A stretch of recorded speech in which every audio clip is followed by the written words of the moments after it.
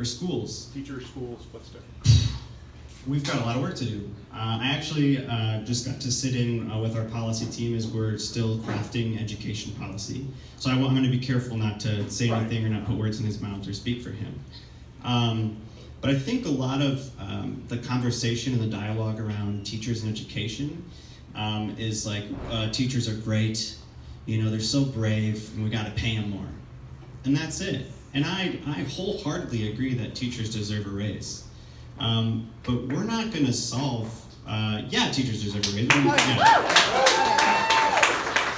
And every teacher knows that. They know they deserve a raise. But also, we're the people sitting in the classroom that are saying, okay, I could use a livable wage, but what I also need is for my students to be fed well.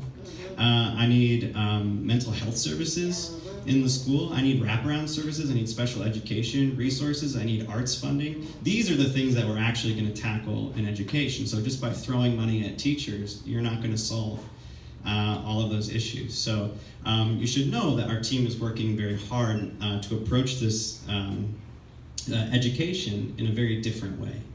That yes, teachers deserve raises. And yes, we should be funneling resources to Title I schools and our most vulnerable students in this country. And yes, we should have a Secretary of Education that believes in public education. But there is a lot underneath the surface in American education that has to be tackled. And it won't be solved by just giving teachers a raise. I would love to see a dream future. I mean, just ask any of the teachers that are here tonight what they actually want to see in their class. Actually, let's do that. Who's a teacher? Raise your hand. Okay, what do you want to see happen? I would like to see justice for my English language learners. Dual language education is not talked about on the national platform. I am a dual language teacher in Austin, Texas. Bilingual education creates a cognitive deficit for children. Dual language education lifts them up. I would love to see it in your policy. And my question for you is about that. How much of a voice do you have? Because the rules of the road is what brought me on board. Your inclusivity is Let's come back to that. Thank you. Thanks. Give this to Emily. Oh my gosh. Oh, thanks. Okay, so would you happily take a raise as a teacher? In Austin, where I have to maybe move to Kyle because I have not gotten a raise. Okay. My house has increased $100,000 in the last 10 years, but my salary has increased maybe $1,000. I could not afford to buy the house I live in today. With my teacher salary, yes, I would take a pay raise just to be livable. But what do you want for your students, right? So you know what you need for yourself, right? I want the cognitive gain. I want the justice. I want the English language learners of our state of Texas to not be subjugated to cognitive deficit models of instruction. I want them to be lifted up along with the English speakers, the native English speakers that we have. Yeah, absolutely. Snaps for that. Who else is a teacher? What do you need in your classroom? I need supplies. Yeah. What's your budget? I got 2 gift cards for $200. Yep. Who else is a teacher? Hey. I would love to make education not competitive, to end standardized testing, to make it more collaborative, so that students can work together instead of competing for the top ranking. Absolutely. One more. Who's it? Hi. You're a teacher? I was. And what do you think? You'd happily take a raise, right? But what do kids really need? Of course. Yeah. What I'm thinking when I came here and listened to you, I wanted to know if you found any homeless people in your classrooms. Yeah. And so that's just a few of them out there on the streets. Right. They're in 104-degree weather in this city. Yeah. I mean, why? When I grew up, there were none that I saw in the 50s homeless. I didn't see them. I did see gay people being beat up on the side of the road, which I'll never get out of my head. But what about the homeless? What can Pete do? What can we do? It's very different out there. And why? Why are they there? What can we do? Yeah, well, I could give you a whole TED talk on that. I'll listen. But just to finish the first point is that this is how we're structuring policy in our campaign, by inviting teachers to the table and families to the table. because, like you mentioned, sir, we have students coming to our classrooms with a multitude of experiences. So when you have to walk to school, maybe because mom or dad or whoever you're living with is working a third shift, or they have to leave for work in the morning, so you need to get your brothers and sisters out of bed, and you need to feed them, and then you need to walk to school. And by the time you get to school, you're hungry, right? And maybe you didn't get your homework done because you don't have access to the internet, right? And we just know that we are up against so much in the classroom. So by the time that kid gets to school, they're not even in a place to learn, right? And most kids come to school either to learn or be loved, and every day we got to figure out which one it is. And sometimes they're not in a capacity to learn. They're simply there to be loved, which teachers don't get enough credit for either. And as a teacher, I remember feeling absolutely lost in a classroom with 40 plus kids. I had no paraprofessional, I had no mental health professional in the school. We had a school nurse one day a week, and you know, there's dried blood marks on the carpet from where kids are beating each other up, right? And we barely have the resources to even bring these kids together and help them overcome their differences, or even talk about what they're up against, because everyone's going through something, right? I can sense that I'm getting on my education soapbox. And that would take up the whole evening. But we are up against a lot. So thank you so much, teachers, for coming and spending time here. Thank you for everything you're doing. And just know that we are fighting for you, and we will continue to fight for you in our administration. And I'm really touched that you chose to spend, is it Friday?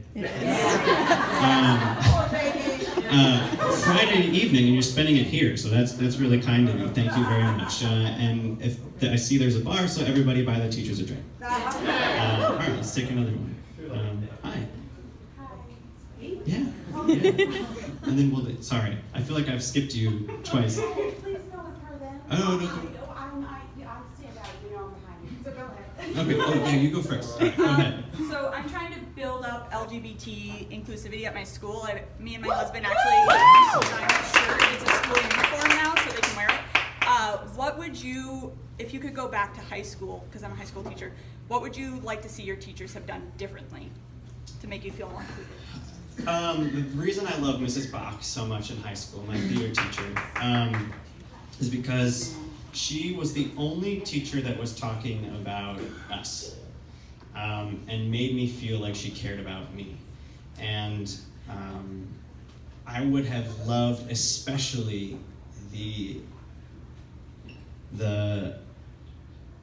like hyper toxic masculine teachers who I just felt like I was set up for failure in their classes, and I was so afraid to just even open my mouth in their classroom.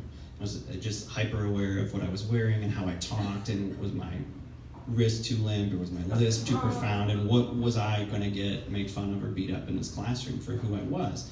And I wish they would have just told me that they cared about me, or made me feel like that it was okay to just exist in their classroom.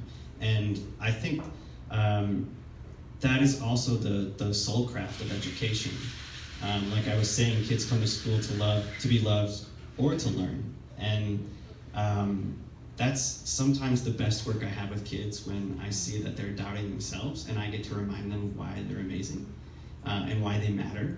And I just wish teachers would have told me that. I wish they would have made me believe that it was okay to be whoever I was. And I went through my entire school career outside of the theater, where all of us, geeks and nerds and weirdos, escaped to, and every time we left those doors, we became somebody else, right? We adopted personas and identities and tried to blend in because we were operating in an environment that told us that we were different, we didn't belong. And so I really wish, and I'm thinking of some teachers in particular, that they would have just told me I mattered.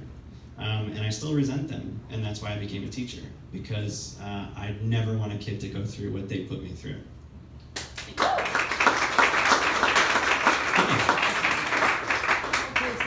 My name is Cindy. I'm a proud Peace-Eye mom. And my Thanks for son, coming. too, was a mayor in a very small town in Southern California. I always thought he would be the first gay to run for president. It's okay. of similarities with, because he went to the Air Force Academy. Yeah. And when he went to counseling there and told them he was struggling, they sent him directly in to focus on the family, gave reparative therapy. Did a lot of damage to him that he carried with him for years. But how does Pete feel about a federal ban on gay reparative therapy? I know a lot of states have bans, but has he discussed that at all? Or that we need it? I have not heard Pete openly discuss it, so like I said, I don't want to speak for That's him, right. but in my heart I would believe that absolutely he would approve of something like that. I know we have openly talked about ending conversion therapy. Yeah.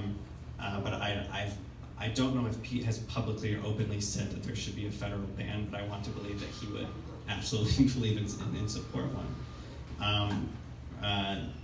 It's a sick practice, and it's not always even a program that is designed to pray away the gay or medicate away the gay, or something that parents just sign into for the purpose of writing something. It happens with a lot of students when they feel a crisis of identity or belonging, that they will be medicated. So I think it's time for a discussion about that, and which really shines a light just on mental health in this country and the ways in which we approach mental health.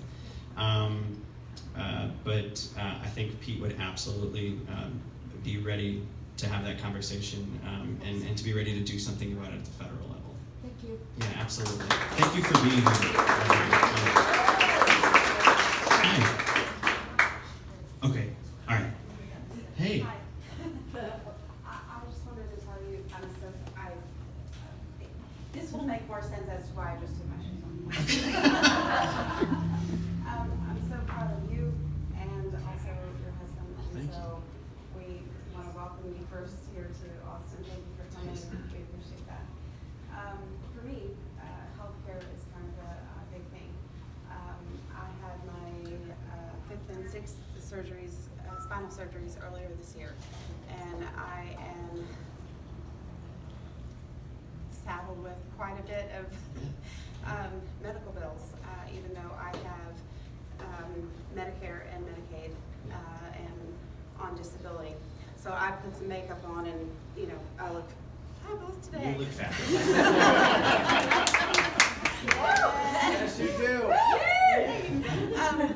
But balance issues, and so for me that's really important. And I wish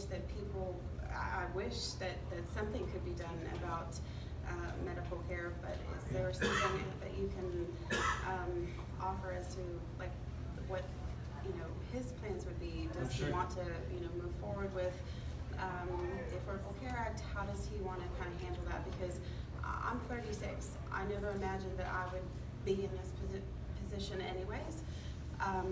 And so when you do have that, and it's kind of a surprise, you deal with it, but at the same time, it does make a very big impact on you financially.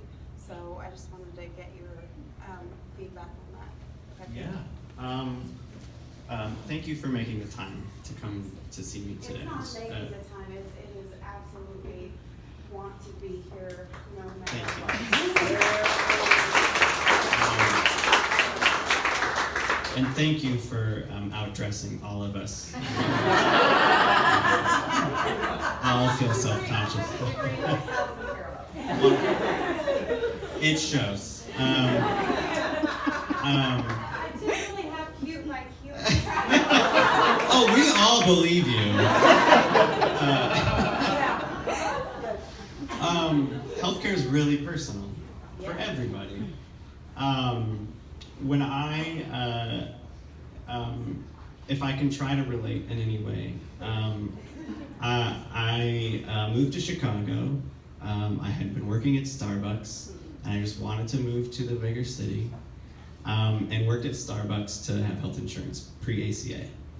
And then one night, someone came into Starbucks and pulled a knife on me, and said, well, that's not worth $9 an hour, and so I quit my job. And in between that job and the next job that I had, I went into the emergency room. was in the ER and in the hospital for 3 days, and then left with about it was like $15,000 or $16,000 in medical debt. All for very routine things, and it got to the point where when the nurse came in the room and was scanning the medications, I'd ask him, like, is it necessary? Because I can't afford it, I don't want to pay for it. Watching my mother try to afford her chemotherapy. She has a very rare form of skin cancer, where most people might get like a couple melanoma spots. My mom has hundreds of them. It's very rare, and she uses like a topical chemotherapy that kind of looks like a tube of toothpaste, but those little tubes cost thousands of dollars. And Obamacare is literally the thing that's keeping her alive. But you and I and my mom and millions of other people know that it's just too hard. And the last thing we should be worrying about at the end of the day is whether or not we can afford health care. Because health care is a human right. The thing that Pete talks about the most is what our January was like when we lost his father. And I remember sitting around the table with the social worker when we were talking about his end-of-life care plan. Being the person at the table with really bad experiences in healthcare, saying, how much does this cost, or how much would this other option be, or can we afford that? And having the social worker chuckle at me and say, well, he has Medicare, so you're fine. And No, you're totally not. Just 3 weeks at St. David's name, just the hospital bill alone, not my neurosurgeon or anything else, the hospital bill alone was $125,000. Now, I had to unfortunately have a second surgery in February. They could not finish everything at once. So that next part of it was about $50,000. So that is just for a hospital. Right. If somebody doesn't have Medicare or health insurance that needs to have this, that medical care, that's a house. That is correct. Entire life's work. Yeah. How do you So do that? for Joe, Joe was covered under his plan, and what I'm getting to is that I and Pete want everyone to have that sense of safety. That all we had to worry about was Joe, and we did not have to worry about money. Now, just like you were saying, every plan is different, and insurance is, don't use that term, it's a mess. But I want everyone to have that sense of safety. The way Pete has talked about it, and if you go to ask.peteforamerica.com, you can use a search engine and look up any topic that he's talked about. So hopefully you can hear some speeches or read some things that he has said personally, because like I said, I just never want to speak for him. But he believes that anyone who says Medicare for all has an obligation to explain how we get to Medicare for all, that you should not make empty promises as a politician and just say, on day one I'm going to flip a switch and everyone's covered. So Pete himself believes in sort of a glide path to Medicare for all. But I'm not going to dive into specifics. I just never want to speak for him. But I don't want you to leave here thinking that your stories and your experiences aren't valid, and that they aren't something that I carry with me, and that Pete carries with him every day, and that as someone as fabulous and as beautiful as you are, you should not have to worry about whether or not you can afford to have a decent life in this country. That we will always be fighting for you. We will always have your best interest at heart. And when it comes to healthcare, we want every single person and every single family in this country to have access to care, affordable care, quality care, so that we can care about all the other things in life that make life so sweet to live, like family, and we can focus on the things that make us whole. And you should not have to worry about whether or not you can afford. I can't express to you how much of an impact that is and how much that means to me. Thank you so much for at least holding on. But if anything, Yeah. I'm sure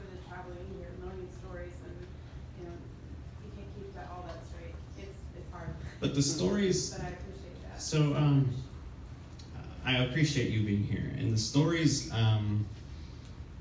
stories can move people, just like you're moving everybody in this room right now. This is how, this is how we win. This is how we bring people into this project. And we're gonna have to get comfortable being really uncomfortable, because we cannot afford to sit on the sidelines and hope that it goes right this time around. We can't sit at home and hope that the candidate is viable and electable and that everybody else just makes the right choice, right? Hope is going to be found in action. And by telling your story today, you're reminding every single person in this room, not just me, of what's at stake and what's on the line. Something, if not multiple things, are on the line for all of us in this room. Our healthcare, our family, our students, our marriages, right? Our bodily autonomy. We have to get comfortable telling our stories, even when they're deeply personal and hurtful, because we have to go out there and remind people what's at stake. That, oh, you're amongst family here. Which is what this project's gonna take. It's gonna take all of us standing up for everybody else and telling stories that are our own and stories of our new friends. And people who are depending on us to fight for them and fight for a better future for everybody in this country, because so much is at stake. I don't want to end on a sad note. We're like, well, everything's shit. Good night. Because coming here today was an act of hope. And supporting people in running for politics running for office is an act of hope. And donating to people who are running for office is an act of hope. And telling your story is an act of hope. And sharing something on social media is an act of hope. And showing up to your local meetup or school board meeting, whatever, it's an act of hope because you want something better. And you know people deserve something better. So this campaign is an act of hope. We believe in a brighter future. We believe in a better future for every American. We believe in offering people a seat at the table. We believe in a future where you can walk down the sidewalk and hold hands with your husband and not be ashamed of it or afraid of it. That you can exist in this country with a different skin tone and not be fearful of the lights that are behind your car and how that interaction is going to be. That you can walk into an American classroom and believe that you will get a high-quality public education and you will be cared for in this country. And not only will you be cared for and receive a quality education, but you will be safe in that classroom. Whatever brought you to this project, I'm so glad. Thank you for spending your time with me this evening. Thank you for believing in Pete. Thank you for believing in this project. And not only that, but thank you for believing in one another. We will always be here for you, and we are so proud to march with you tomorrow. Let us not forget that Pride is a march. So I hope you brought your hiking shoes, or your running shoes, or your walking shoes, because we are going to link arm in arm, right, and march and stick up for one another. It is not a parade. It is not a time to get complacent or comfortable. We gotta get comfortable being uncomfortable. So I look forward to marching with you tomorrow to celebrate our existence, because we are here, we are alive, and you all are wonderful. Thank you so much. We'll mingle as much as we can before they give you the hug. But thank you again.